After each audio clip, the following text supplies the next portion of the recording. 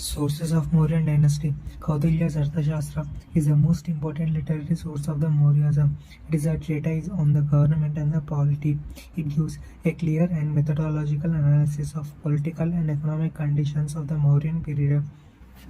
Megasthenes Indica. Megasthenes was ambassador of Seleucus Nicator in the court of Chandragupta Maurya. Indica refers to the Mauryan administration, seven caste system, absence of slavery and usury in India. Vishakadatta's Mudra Rakshasa. It was written during the Gupta's period. It describes how Chandragupta Maurya get Chanakya's resistance to overthrow the Nandas. Puranas, though they are the collection of the legends interspread with religious teachings, they give us the chronology and listings of Mauryan kings. Buddhist literature. The Indian Buddhist text Jatakas reveal a general purpose of socio-economic conditions of the Mauryan period. Deepavamsha and Mahavamsha describe the part played by Ashoka in spreading the Buddhism to Sri Lanka. Divyavadana gives information about Ashoka and his efforts to spread Buddhism. 14 rock edicts of Ashoka and their content. Edict 1 prohibits animal sacrifice. Edict 2 depicts measures of social welfare. Edict 3 respect for Brahmanas. Edict 4 respect for elders. Edict 5 appointment of Dhamma Mahamatras and their duties. Edict 6 order to Dhamma Mahamatras. Edict 7 need for tolerance among the other religious sects. Edict 8 Dhamma Yatras. Edict 9 discarding meaningless ceremonies and rituals. Edict 10 use of Dhammas instead of war. Use of Dhamma instead of war for conquest. Edict 11 explaining Dhamma policy. Edict 12 appeal to all the religious sects for tolerance. Edict 13 Kalinga war. Edict 14 inspiring people to spend religious life. Weak monarchs after the Ashoka, only 6 kings could rule over the kingdom for a mere 52 years. The last Mauryan king, Brihadratha, was overthrown by his own army commander Pushyamitra. During the rule of Brihadratha, there was an internal revolt led by his army chief Pushyamitra Shunga in about 185 or 186 BCE. The last Mauryan king was killed by his military general Pushyamitra, while the king was called Pushyamitra to inspect the army. While he was inspecting the army, gathering Pushyamitra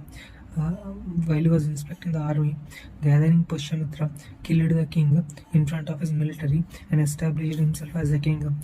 This ended the rule of the Mauryas over the Magadha. And then started the Shunga dynasty rule. Mauryan administration. It was highly centralized. The king was supreme power, source of all authority.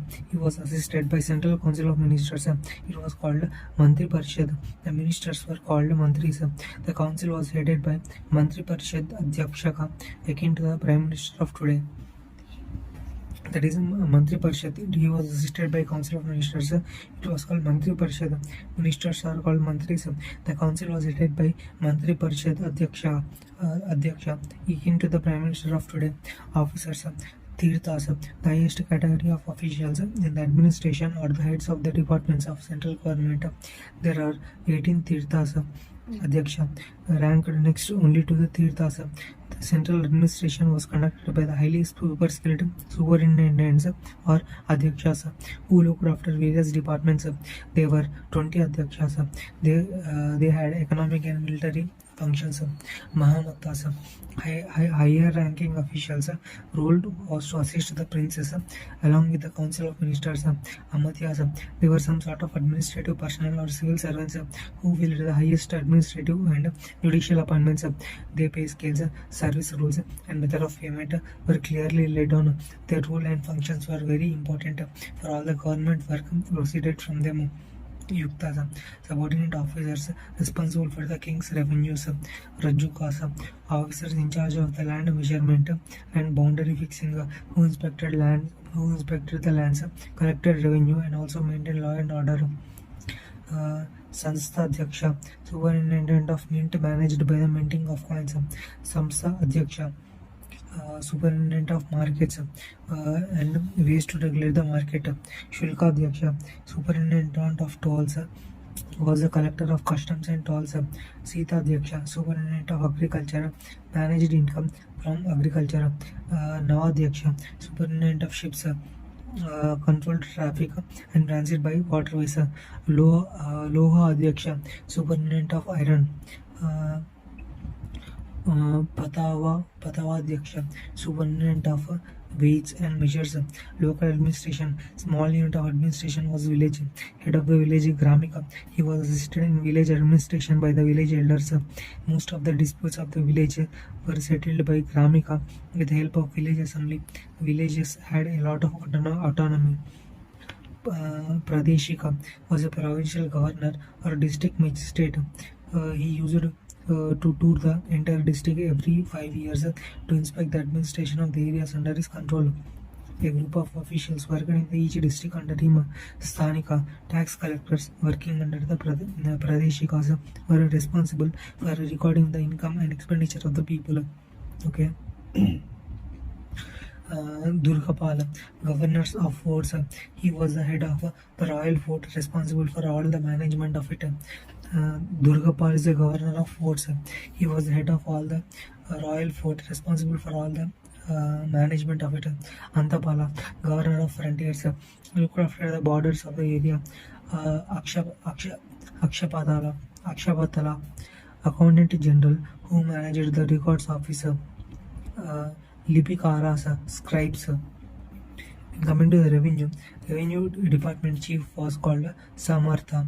Another important official was Sannidata, treasurer. Revenue was collected on the land, irrigation, shops, customs, forest, ferries, mines and pastures. Chief source of income was land tax, 1/4 of the 1/6, 1/4 to 1/6, and the tax levied on the trade, etc. Brahmanas, children and handicapped were exempted from the taxes. Sita was the income from the king's own land. Panna and Masika were the punch-marked coins. Pana and Masika were the punch-marked coins of silver and copper respectively. Society and culture in Mauryan Empire. There were 7 caste systems according to the Megasthenes philosophers. According to Megasthenes, those are philosophers, farmers, soldiers, herdsmen, artisans, magistrates, and councillors. The concept of joint family was popular. Widows had a very honorable place in the society. The Varna system functioned as desired by the priestly class. Art and architecture in the Maurya Empire introduced stone masonry on wide scale. Ashokan pillars, 4 iron capitals at Sarnath, later adopted as the national emblem, and Sanchi was a fine specimen of Mauryan art and architecture. Mauryan artisans who practiced heaving out caves from the rocks for monks to live in. For example, Barabar caves at a distance of 30 kilometers from the Gaya. Stupas were built across the Mauryan Empire to preserve the relics of Buddha. Stupas were hemispherical shaped structures with sacred relics of Buddha, making them religious places. The most famous stupa are the Bahurta and Sanchi Stupa. The great Sanchi Stupa was originally built with brick in 3rd century BCE by Mauryan Emperor Ashoka, and is believed to house the ashes of Buddha. It is located at present-day Sanchi town near Bhopal in Madhya Pradesh. Sanchi Stupa was discovered in 1818 by the British General Henry Taylor. Soon after his restoration work started in 1881 and completed it in 1919 under Sir John Hubert Marshall, who was the Director General of Indian Archaeological Survey. The Great Sanchi Stupa and Sanchi's Buddhist monuments were collectively designated as UNESCO World Heritage Site in 1989.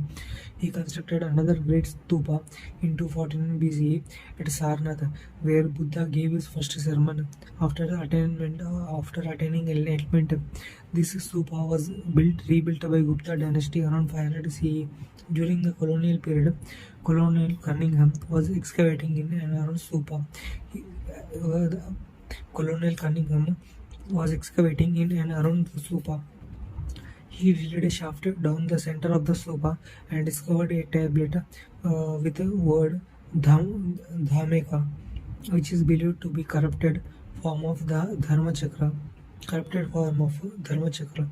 meaning turning the wheel of law. Since then, it is known as Dharmic Stupa. Causes and the fall of Mauryan Empire. Brahmanical reaction. The tolerance policy of the Ashoka developed some kind of antipathy because animals and birds sacrificed. Animals and birds sacrificed, and women decided superfluous rituals performed that affected the income of the Brahmins.